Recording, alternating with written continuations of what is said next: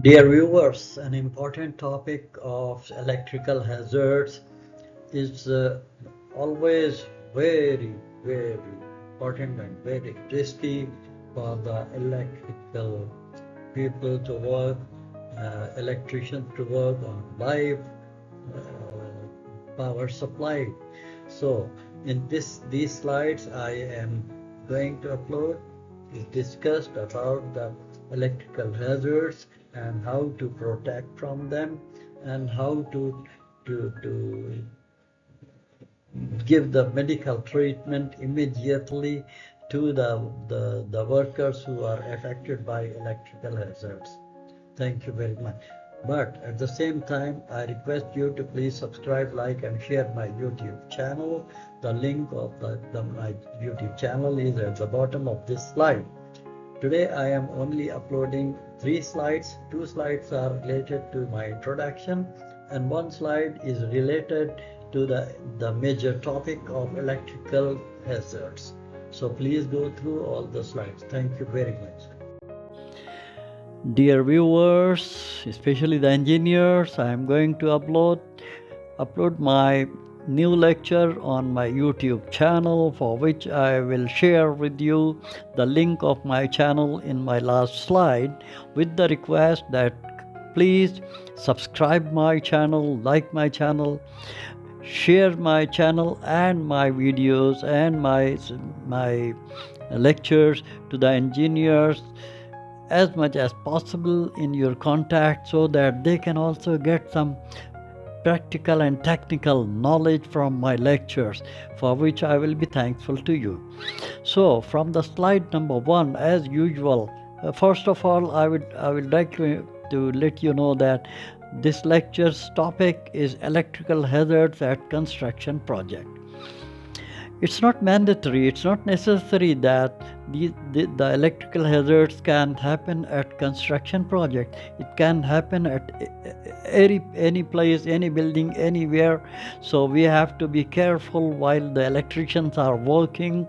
They must be known to everything. They should not work on live circuits without the precautions and taking care.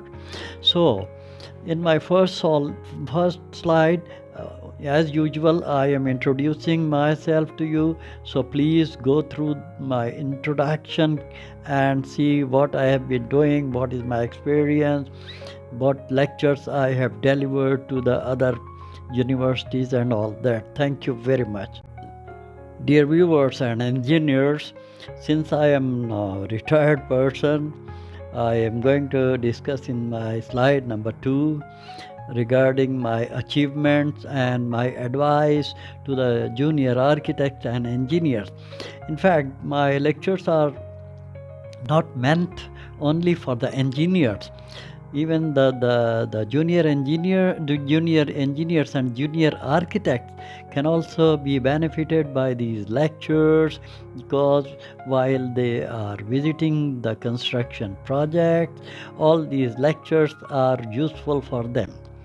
So I will request you to please go through all my slides.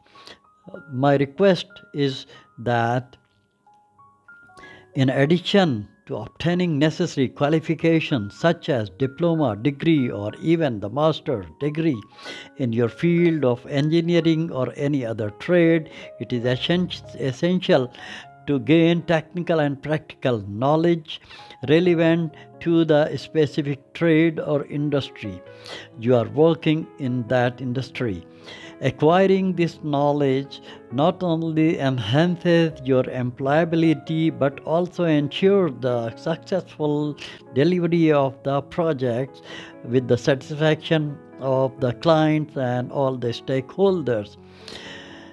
So I would like to follow these instructions. It will be useful for you. Thank you very much. Dear viewers, now we are going to discuss the actual topic of electricity and its hazards. First of all, what is the electricity and how it works?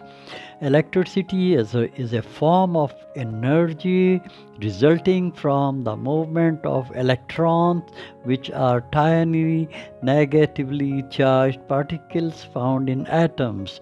Electricity energizes many devices and technologies we use on daily basis, from lighting our homes, offices, street lights, also to operate the plants and machinery and appliances. Electricity is the flow of electrical power or charge. Electricity is both in basic parts of nature and one of the most widely used forms of energy. There are two types of electric currents. Number one is direct current, which is to be defined as electric in DC electric charge flow is constant direction.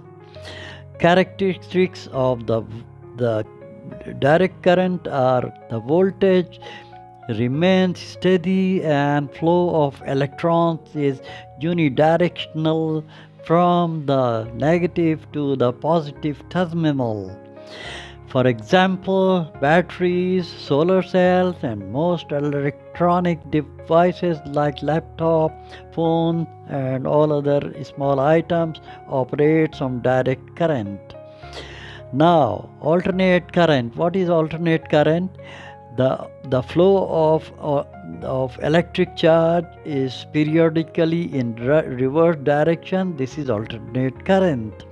Characteristics of the alternate current are voltage alternatively between positive and negative. Typically in sinusoidal waves pattern, the frequency of alternate current is measured in hertz, which is abbreviation is Hz, indicating the number of cycles per second. The examples of the alternate currents are house power supply, power lines, and most large appliances used in air conditioning. I'm sorry, in alternate currents. The direct current flows in one direction while the alternate current changes direction periodically. Alternate current transmits electricity over long distance. It is used for electrical grids. So this is the brief description of the alternate and direct current. Thank you.